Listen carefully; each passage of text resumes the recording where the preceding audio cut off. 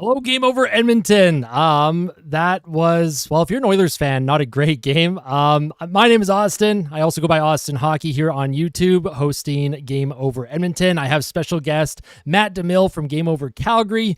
So please give a nice warm welcome to Matt. He is obviously in a much better mood than I am after the game tonight. His Calgary Flames defeat the Oilers 4-1.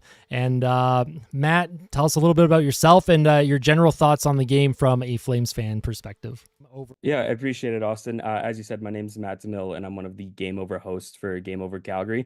Been a Flames fan kind of all my life, and I've watched this team through the thick and thin, and of course back to the thick right now. So obviously, can't really say my expectations are too high on this season. So considering that we are already off to a 3-0 record, first of all, I didn't have it on my bingo card. Second of all, I honestly don't really know how I feel about it right now.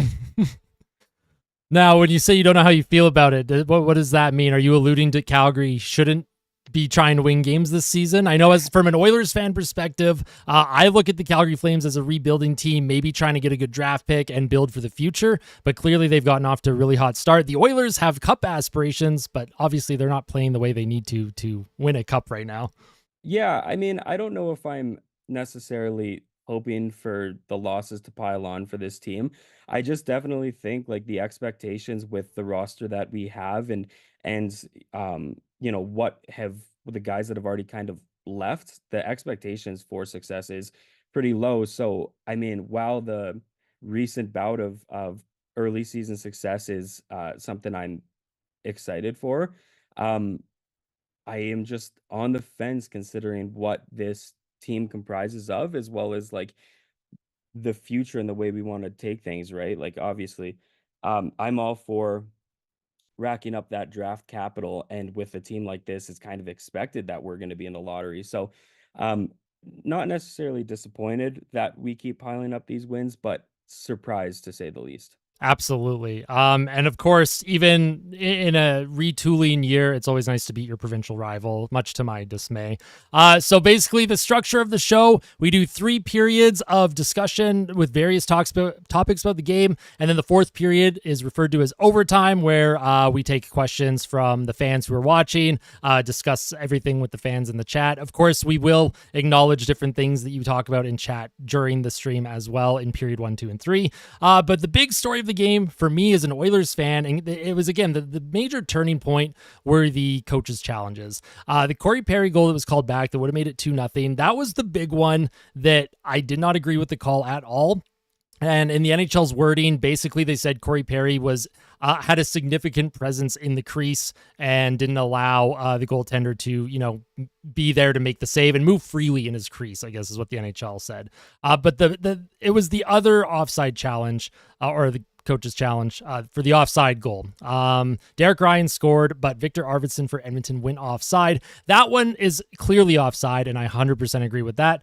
But the Oilers, they generated 0 shots on goal for the rest of the second period, and Calgary, after the first, outshot Edmonton 21-10. So for me, it was the coaches' challenges. I think it really took the wind out of Edmonton's sails, and they just couldn't get anything going. I don't know if this is like a mental thing with the Oilers now. They're gripping their sticks just like last year. Their slow start, that 2-9-1, it seemed like everything that could go wrong was going wrong. But I'm going to feed it over to you, Matt. What was the story of the game for you for the Calgary Flames?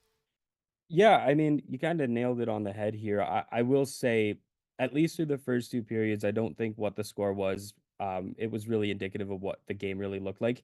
I would say through the first 2 periods, we got to give the Oilers some props in the sense that I definitely think that they were the more talented team. And yeah, like that offside goal, offside challenge that got brought back, like not much you can do about that. I'm definitely on the fence with that goalie interference call. I mean, there was definitely the interference at the start, but Vladar got that opportunity to kind of reset his stance. And sure, you can define it as a net front like presence, but like I didn't think there was much like impeding there. So as I said, I don't think the score was very indicative of the game. And I think if you consider those 2 posts that the Oilers hit in that third period, hockey's a game of inches. And if it went in the other direction, it would have been, I would say, a different story that we're talking about tonight. In terms of the Flames' perspective and what my kind of key takeaway was, is I was just astounded by that third period and what this team was able to do. I kind of wrote down like suffocating, gritty, hard checking. That is everything that, like, if you could summarize what that third period was, that would be the summary to a T. Like, they gave the Oilers, the Oilers were pressing the entire third. They had their chances, but like the Flames wouldn't go away. They were getting in lanes, blocking shots, and just playing that like gritty, hard style defense that really just won them the game. Mhm. Um, so yeah, that was my key takeaway, and impressive nonetheless to do it against a team as talented as Edmonton. Absolutely. I think you made really good points there, especially the two goalposts that the Oilers hit in the third. That first one, the Oilers were shorthanded. Connor Brown came in, partial breakaway, beat the goalie, can't beat the post. And then late in the third, the Oilers hit a second post. I believe it was Jeff Skinner. But at that point, like you said, the Flames, they played a style of game that is conducive to winning. Like, you have to play that way. You're blocking shots and you're making life miserable for the forwards for Edmonton. So with say that, we're going to move into period 2 here on the stream. And we're going to talk about the differing styles of both teams, because you mentioned gritty, suffocating. They played hard defense. And one of the big themes for me as an Oilers fan, and I talked about it last night after the loss to Chicago, I talked about how Chicago, you look at the advanced analytics. I'm someone that likes numbers a lot in hockey. The Oilers were all over Chicago generating shot attempts.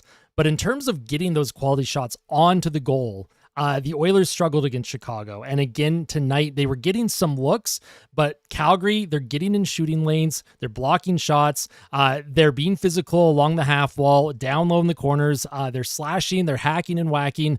And the Oilers are not playing like that in their own defensive zone. There's just too many clean looks. You look at the Anderson goal for the Flames here. He was able to kind of just dipsy-do, and he did what he wanted in the Oilers zone. Zach Hyman missed a check. Connor McDavid kind of just let him skate by. It was a nice shot. I would have liked to save from Stuart Skinner there. But yeah, in terms of the style of play right now, the Oilers aren't playing games that you like, a style that you need to win. And this is a far cry from how they played during the playoffs. So as an Oilers fan, a little bit concerned here. But from your side, talk a little bit more about the Flames structure and how they shut Edmonton down tonight. Yeah, absolutely. I think you look at the roster that the Flames have right now, and I can't say there's any guys on this team that in this moment in present day they have that ability to take over games, like your McDavid's, your Dreisaitl's, Bouchard even, right? So um I think in order to find success, you kind of have to play that, as I said, grittier, harder style game, because without having those kind of guys that can take over a game, kind of have to play as a unit. And I think that's what the Flames, I would say the benefit of what the Flames are doing right now is, I think heading into this season, they kind of knew the role that they had to play. Wasn't really a question of like, oh, do we have any of those X factors that are capable of taking over a game? I mean, Huberdeau has looked phenomenal. He looks like a completely different person through 3 games. But heading into this season, I'm sure Ryan Husk and his coaching staff are, admitting like Huberdeau isn't the guy that is capable of winning a game for the team. So instead, you kind of have to play as a unit. And minus Anderson's goal, which was, I mean, a pretty impressive one-man effort. The Mhm. other 2 goals were just your kind of net front scrambles, banging in rebounds, those gritty, wearing you down kind of plays. And like even the Kirkland goal as well as the Mantha, like that entire shift was spent just wearing down the Oilers before they kind of seized an opportunity. So I think that's their play style this year, is just kind of wearing down your opponents and seizing your opportunities, no matter kind of how garbagey they might be. No, absolutely. And you make a good point with regards to wearing down the opponents. The Oilers, by the middle of the third period, the Calgary were getting extended zone time against the Oilers' top players. Connor McDavid, Zach Hyman, and Jeff Skinner weren't really getting any kind of sustained zone time for the Oilers. They were playing defense a little too much for my liking. So you're absolutely right. And speaking of Justin Kirkland, that's a really good story. Tell us a little bit about Kirkland, because I was unfamiliar with his journey to the NHL, but then, seeing how long it's taken to get there, and then he scores his first NHL goal tonight. How do you feel about that? Yeah, I mean, it's obviously like a feel-good story. I will be the first to admit that I can't say I can speak too much about him just because, and I think that is very indicative of his kind of career, WHL guy playing a lot of time in the AHL, and he's kind of had his opportunities here and there with, the Anaheim Ducks, the now defunct Arizona Coyotes and stuff. So obviously, like, to see him step into this role, um, based off, getting the call up, as I believe it was yesterday that they recalled him from the Wranglers. So you just kind of can't help but smile when you hear a story like that. That it did, like, kind of battle to get his time in the NHL spotlight, and tonight he seized his opportunity and ran with it. Gotcha. No, that's good. And Conrad, also from Game Over, coming back from a TBI from a car crash too, with regards to Kirkland. I did not know that. So really Nor good, did I. Yeah, really thank good you, story Conrad. there. Janias, good to see you. I see you in the chat there. I want to circle back to the differing styles of play. Calgary playing that physical style, suffocating. What did you make of not only like Edmonton, trying to generate offense, but what did you make of the Oilers' lack of response when it came to Calgary pushing some of their guys around? You had that slash on the back of Stuart Skinner's leg from Backlund that nobody on the Oilers went after him, and we thought maybe in the second or third someone would talk to him, and maybe they did on the ice, but not the response I was expecting from an Oilers fan. Obviously, the Oilers don't have guys like Evander Kane in the lineup. They've lost some of that grit and toughness, you could say. The Oilers are struggling with their identity right now. Do you think the Flames just kind of asserted their will and the Oilers, were just trying to not focus on retaliating, or like what did you think of that? Yeah, I mean, I think with a Battle of Alberta, you kind of expect a little bit of physicality, chippiness, and like you said, like, the Flames kind of gave it to them a little bit. You mentioned the chop on the back of Skinner's pads. Zari had a run in with him as well. Draisaitl took a kind of big hit in that third period as well. And like you said, like, the Oilers kind of just rolled over and kind of let it happen. And I think that definitely gave the Flames a lot of confidence in the sense that, like, hey, we're the big dogs in this game. Like, we are pushing them around and they're not kind of giving it back to us. And that kind of, I feel like, reinforced the fact that, like, hey, let's keep playing this nitty-gritty style of play. In terms of the Oilers, like, I mean, we've both seen countless Battle of Alberta games that have turned into just an absolute, like, brawl, right? Yeah. So I think, like, it's surprising to see them not kind of give it back, especially with a team that, you let's just say, for the sake of a better word, like, hate each other. Yeah. And there was nothing there. So that was surprising. And I think that, going back to what you said, like, I think that comes down to not really having an identity within that club. Like, are we gonna be that team that puts up 6, 7 goals a night and not kind of fight back and speak in terms of our offensive production? Or are we going to be able to put pucks in the back of the net, but if somebody pushes us around, like, we're not gonna let that happen. And I think they're still trying to find that right now. Yeah, no, I 100% agree. I almost forgot about that hit on Draisaitl. Now he did turn, but again, it's just the optics. I would just like someone on Edmonton's side to just go up and, the stinky glove in the face, like, do something instead of, like, everyone just skated away, and that's what they were doing all game. And I don't know if this is just, the team just trying to focus getting their first win of the season. They're focusing on other aspects, but you also can't let a team push you around the way the Flames did tonight. From my perspective, that is concerning to me. There's two buttons in front of me right now. There's a giant red panic button and a smaller mildly concerned button. I'm hitting the smaller mildly concerned button. Not only the 0-3, I'm not concerned about the Oilers record, but I am concerned about what their identity is, how they're going to play moving forward, and if there's going to be enough time to get things going here. I will loop it back to what you said earlier in the video, though. I mean, think about last year and how poorly they started, and everybody kind of wrote them off so quickly into the season as well. So I definitely think I agree in the sense that, like, let's not hit that big red panic button just yet.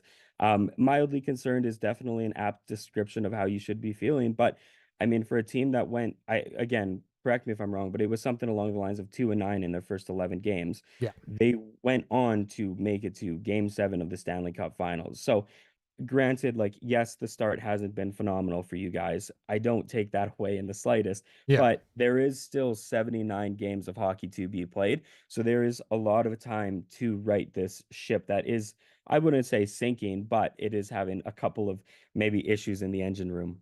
Absolutely. And I think, moving on to period 3 here, it's good to transition to the makeup of the Oilers. They've gone through a decent amount of changes. They've kept that core together. They kept that third line of Janmark, Henrique, and Brown, who were instrumental in that series against Florida, especially on the penalty kill and finding a way to get back from an 0-3 deficit. But they lost some locker room guys. There were people on my stream last night who were pointing out, a locker room glue guy like Cody Ceci. Not effective on the ice, depending who you talk to, but someone that is beloved in that locker room. They lost him, Ryan McLeod, Warren Fogle, Dylan Holloway. These are glue guys, and they also have speed and skill. The Oilers lost a lot of speed and skill, and they're much older now. Last year, when you look at the team, they made the coaching change. They're able to come back after that 2-9-1 start, and they ended up winning 16 games in a row at one point. I look at the makeup of this team. They have the skill to do it, but the age of a lot of their players, this is one of the oldest teams in the entire league. I think they're next to Pittsburgh in terms of like average age. And they have some grizzled people on this team. They have Corey Berry, Derek Ryan. These are guys that are not young anymore. And to expect them to dig themselves out of a massive hole is a big ask, especially because, Father Time is not kind. Even you look at Draisaitl, he's almost 30 now. Like, again, he's in his prime. But to expect that type of energy that you need to come back consistently and get yourself back into the playoff race, it can be exhausting. So I kind of wanted to touch on that and then get your thoughts, kind of, what you think of that angle as an Oilers fan. You mentioned the small sample size, there's still 79 games left. And then for myself too, I like to try and break things down in 7 or 8 game sample sizes. So if you look at it from an 8 game sample size, maybe Edmonton wins 5 in a row and they're 5-3 in those first 8 games. To me, that would be fine. But I want to know a little bit more what you think too. Yeah, I mean, I think with Edmonton being one of the more veteran teams in this league, again, I will come back to my point. Like, it is very early in the season, a lot can change, but you do bring up a good point in the sense that, like, these aren't just a bunch of talented rookies that are hitting the ice every night. Like, again, they made it to the Cup Finals last May, June, right? They know what it takes to win. They know what it takes to right a sinking ship. I will circle back in saying that, like, with that being said, I'm not hitting the panic button just yet. Mm-hmm. I mean, you should think that these guys are veteran enough to have, you know, less of a time to right a ship. So I mean, I wouldn't be surprised to see a big bounce back, in the next couple of games. To be completely honest with you, as I headed into the game tonight, having seen Edmonton get just blown out by Winnipeg to then fall to a very up and coming, very fresh faced Chicago Blackhawks, I expected Edmonton to come out hungry tonight. I Yeah. expected Edmonton to come out wanting to make the Flames bleed per se. Like, I was expecting a very different game than what we got. Mm-hmm. And I would say it's only a matter of time until we see that come from Edmonton. And in the Flames sense, I would say the opposite. We've had two, I mean, just barn burner of games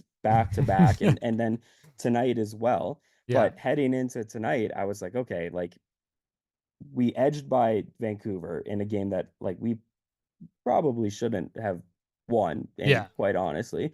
And we played good against Philly, but, like, their hot streak was bound to end. And just knowing this history with the two teams, I kind of figured that tonight's game would have went in favor of Edmonton, and quite handily. Mm-hmm.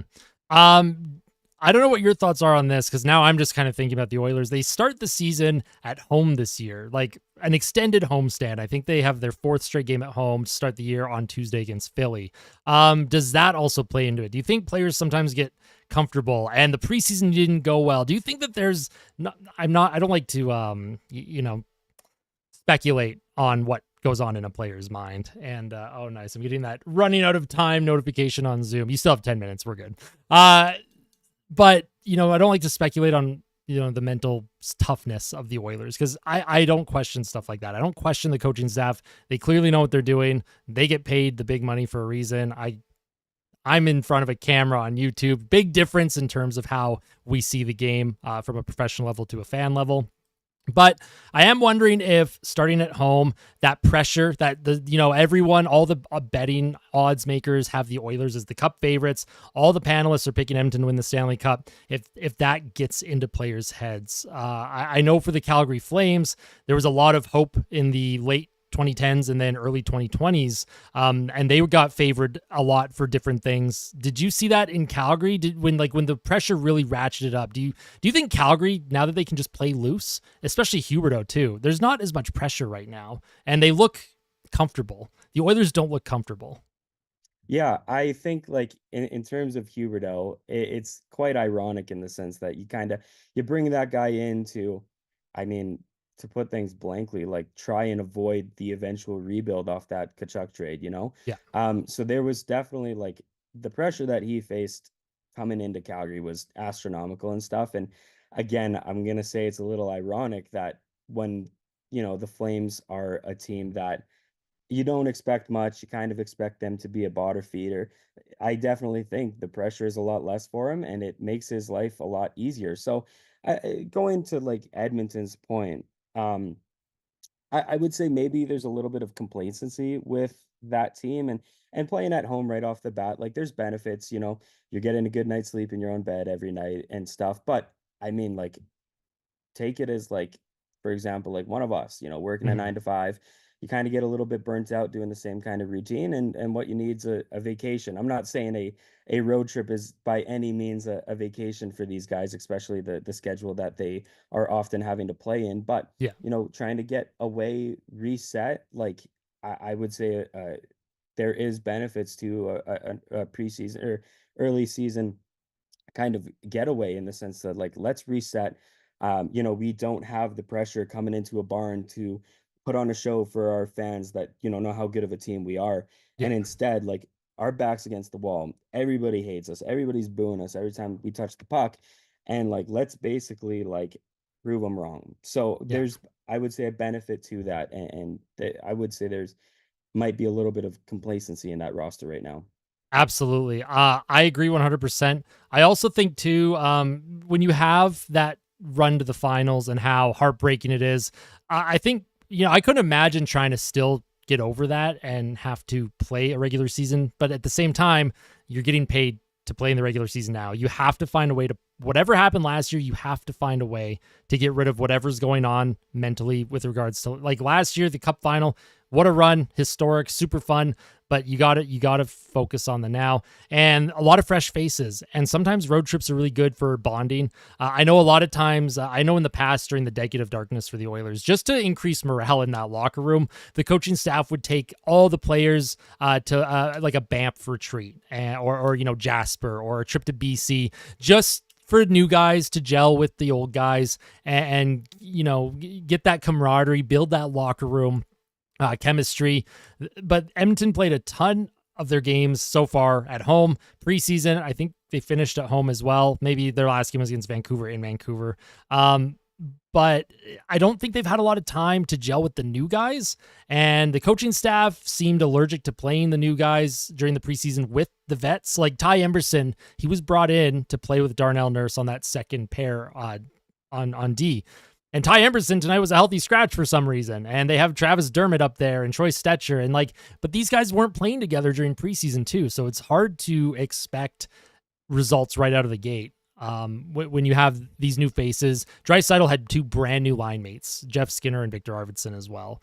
So again, it's another thing where they're, they have their moments. Like you mentioned tonight, the Oilers had moments where they were like the skill difference between the two teams. You could see it. We can visually see it, but getting those scoring opportunities and actually bearing down on them, that's another story.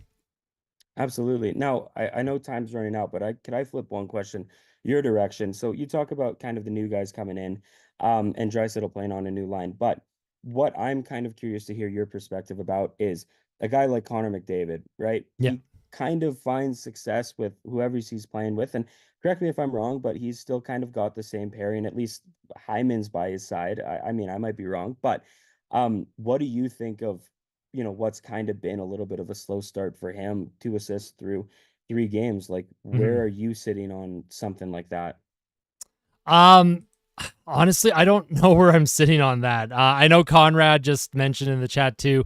Team full of vets. Start like this, unacceptable. Corey Perry, Skinner leading the way, and I agree. Like McDavid and Draisaitl, like these are the guys that they rely on, and they have to get it going. And Draisaitl signed that big contract. A lot of pressure. You got to live up to it.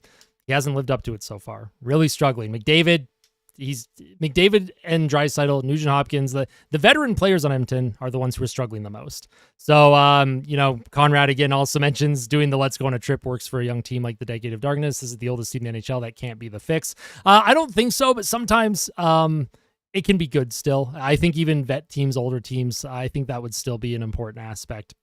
But yeah, I'm kind of just at a loss, to be honest. There's going to be a lot to review and go over from an Oilers fan perspective. Try and figure out results. They got to try and get a win on Tuesday against Philly. At least feel good about their game before they do go on that first road trip. Yeah, it's a tough one. I wish I could answer that question a little bit better for you. Oh no, I was just here curious to hear your perspective. It's definitely not an easy answer by any stretch of the imagination. Yeah, absolutely. So I think we're coming up on overtime. We're going to get the questions from the chat. If anyone is still hanging out in chat, if there's anything that's been on your mind, Oilers fan or Flames fan, we want to hear from you. Let us know what your thoughts are. Give us some questions that you want to ask, and we'll dedicate the next 5 or so minutes to everyone tuning into the stream, which, by the way, thank you so much for the support at Game Over. We are building something truly special here. We really believe in the Game Over network. We love what Andrew and the crew are doing right now, and we're really hoping that it continues to take off. The support has been amazing. The likes on the videos, the views, it's nothing but up. It's up for Game Over Network. It's down for Edmonton right now for the Oilers, but it's up for the Game Over Network. So this is a exciting time in terms of this type of creation for us. And at the same time, I just wanted to shout out the rest of the Game Over networks as well. We do have the Hyperdrive Hockey show that is, I believe it's twice a week episodes come out, as well as Austin and I are both with Game Over Calgary and Game Over Edmonton. There are markets across every single Canadian team in the NHL as well. So, when you're not watching us, when you're not chatting with us, obviously we would love if you could show the other 5 teams some love as well, because there's some great content creators and great voices out there as well. Absolutely. Thank you for adding on to that. I appreciate that. Janias McKay asks, coaching change. I don't think they get the coaching change card this year. They got to pull that card last year. They don't get the benefit this year. I really don't think firing Chris Knobloch would do anything positive for this team. But I said that about Jay Woodcroft last year too. I don't even want to discuss a possible coaching change. I'm not even going to entertain that right now. It's a great question, and maybe halfway through the season, if this team is still not in a playoff spot, that's something that we can absolutely touch on. Yeah, I just interjecting here. I mean, if you consider all the kind of the coaching carousel that this team has had, Yeah. I don't want to send any bad voodoo your way, but I mean, at what point do you have to kind of stop on the coaches and realize maybe is this a locker room issue as well? Yeah. I don't want that to be the case by any stretch of the imagination, but I mean, the topic's out there. Yeah, absolutely. Siren Bees asked, should we expect a win against the Flyers? That big red panic button will start glowing even more if the Oilers do not win against the Flyers. So I'm really hoping Edmonton can pick one up.